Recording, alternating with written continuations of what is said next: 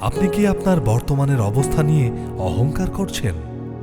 আপনার আজ একটা বিশাল বাড়ি আছে, যার উপর নির্ভর করে আপনি বসে আছেন যে ভবিষ্যতে এটি আপনার আশ্রয়স্থল হবে। তবে কাল কি সেটা ভূমিকম্পে ধ্বংস হয়ে যেতে পারে না? যে অর্থের কারণে আজ অন্যকে আপনি নিচু করে দেখছেন, যা নিয়ে আপনি নিজের পরিচয় দিচ্ছেন, গর্ব সহকারে বলছেন, আমার ভবিষ্যতের চিন্তা কি অনেক জমিয়েছি।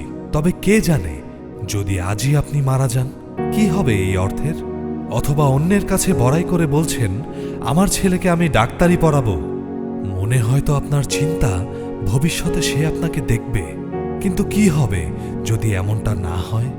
এর মানে বলছি না যে আমরা আশা করব না, সঞ্চয় করব না, অথবা ভবিষ্যৎ সুন্দর করার চেষ্টা করব না। যা বলতে চাই তা হলো আপনার বর্তমানকে ঈশ্বরের ইচ্ছা অনুসারে সাজান, কারণ কোন দিন কি হবে তা তিনিই একমাত্র জানেন।